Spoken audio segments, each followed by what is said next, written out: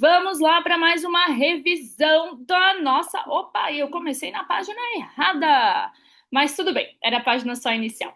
Vamos lá para a nossa revisão para a nossa prova globalizante do segundo trimestre, agora de 2025. Temos 5 tópicos, sendo dois deles de vocabulário e 3 deles de gramática. Can e could é basicamente a mesma coisa, então dá para contar como um só, né? Porque as regras são as mesmas, é tudo estrutura igual, então vai ser bem tranquilo. Vamos lá. Fruits and vegetables é o nosso primeiro tópico, que é o tópico de vocabulário. Então não tem muito. Opa! Ai, Jesus, só porque não tem muito, daí não quer voltar agora? Então, Fruits and Vegetables não tem muito o que ensinar, gente. Se baseiem lá pelas aquelas questões da prova, né? Da prova não, do livro, né? Deem uma lida naquele vocabulário. Todo o vocabulário que vocês precisam está no livro, tá? Então, estudem pelas páginas que vocês têm lá no roteiro. É aquele vocabulário, dá uma decorada. Vocês sabem que eu sempre falo que decorar não é o caminho, mas nesse caso não tem muito o que fazer, né? Vocabulário é decoreba. E aí, nós temos o an, some e any. Vamos ao maior índice de erro da última prova. Quando a gente tem uma frase negativa ou uma frase interrogativa com um singular. Muita gente viu lá, negativa é N, pum, e nem olhou. Interrogativa é N, pum, e nem olhou. Só que tem que ver, gente, qual que é o substantivo da frase. Se o substantivo, que é aquela palavra que vai vir depois do nosso artigo, for singular, é A ou N. E daí vocês vão ter que pensar A quando for antes de som de consoante e N quando for antes de som de vogal. Não se preocupem que dessa vez não vai ter pegadinha, não vamos falar sobre o H e o U, que é aquele caso que a gente sempre vê lá do som diferente. Pensem só, viu consoante no singular A, viu vogal no singular N.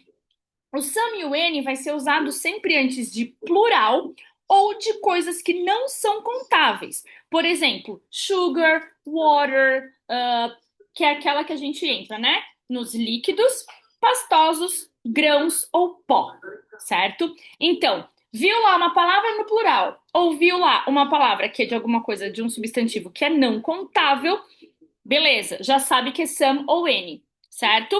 Mas aí vai ter que saber, é plural, a minha secretária estava aqui dando uma olhada. É... Aí viu que é uma coisa no plural ou uma coisa não contável. Beleza, já identificou que é some ou N. Massa, massa. Aí vocês vão prestar atenção se a frase é na afirmativa ou na negativa ou na interrogativa. Se for afirmativa, some e não se fala mais nisso. Se for interrogativa ou negativa, N e não se fala mais nisso. Então, antes de tudo, olhem o substantivo que vem depois do espacinho que vocês vão ter que preencher. Singular, A ou N.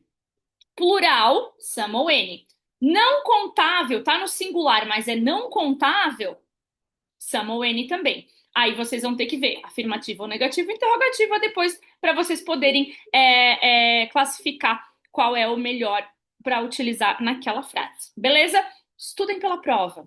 A prova passada tem ouro para vocês. As frases são bem parecidas, tá? Aí temos o can.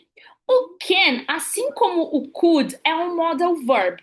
E ele, por ser um modal verb, ele não pode funcionar sozinho. Ele só funciona acompanhado de outro verbo. Então, ele é um verbo auxiliar, digamos assim, que ele não consegue trabalhar sozinho.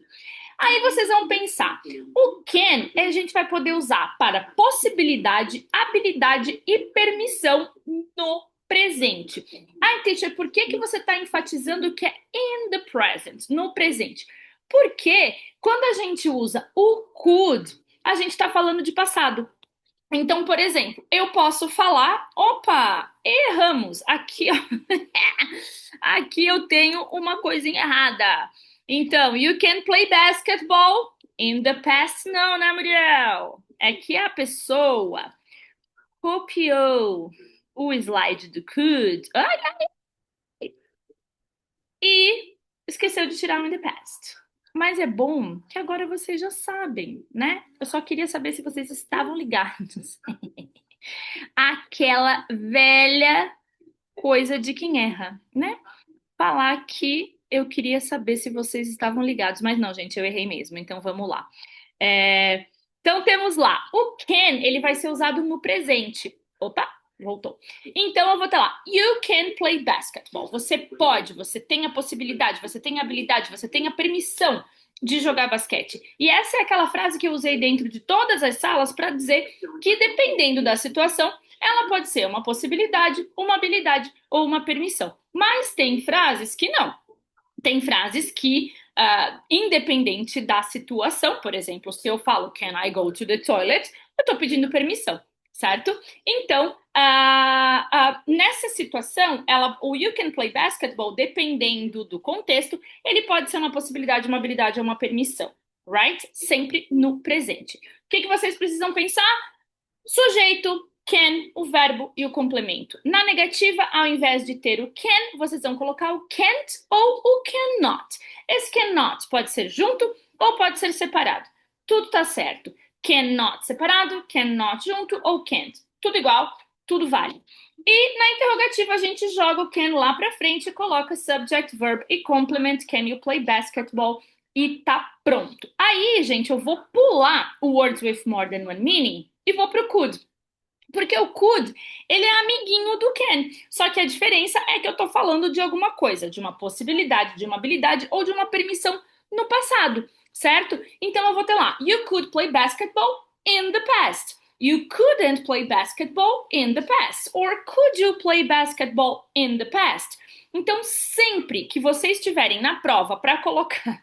Minha estagiária tá ali aparecendo no cantinho. Dá oi, estagiária. Então, toda vez que vocês tiverem uma. Raquel, vai tirar a concentração dos meus alunos. Então, toda vez que vocês tiverem uma frase com could, vocês já sabem que se trata de passado.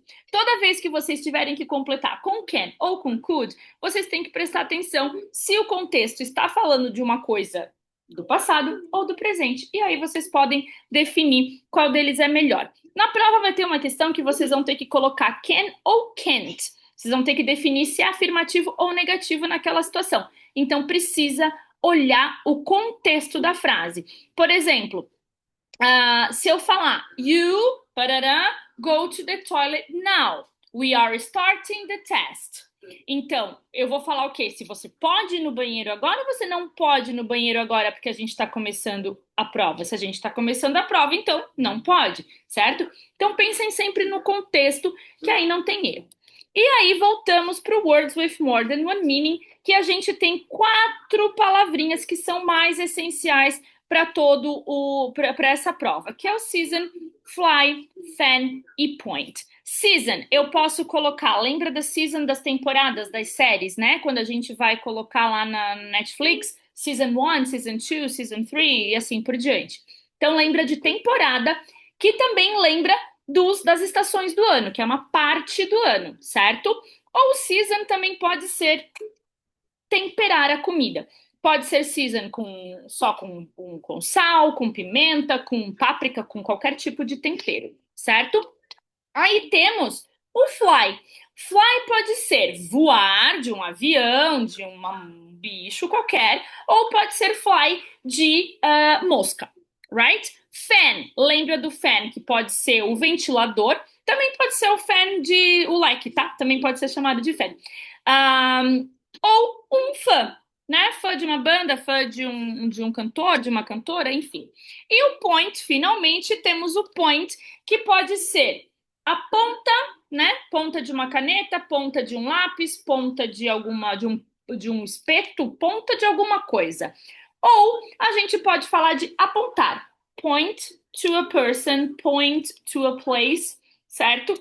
Ou ainda o ponto de um jogo, né? O jogo foi 7-2, né? Não sei lá que jogo que pode ser 7-2, mas enfim. Ou eu posso dizer o ponto, tipo um ponto de encontro, enfim. Dá para usar para várias situações isso aí. Beleza? Gente, esses são os nossos conteúdos para a prova globalizante desse trimestre.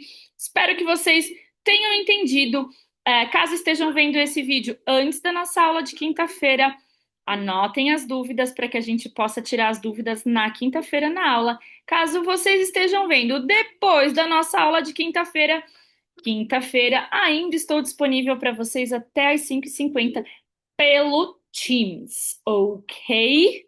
Então, nosso meio de comunicação é sempre o Teams. Me mandem mensagem por lá ou por e-mail que eu respondo vocês assim que eu conseguir. Mas só até as 5h50, né, gente? Porque depois eu também vou descansar, porque eu também sou filha de Deus. Beleza? Então, beijo pra vocês. Até a próxima aula and good luck. Bons estudos. Bye, bye.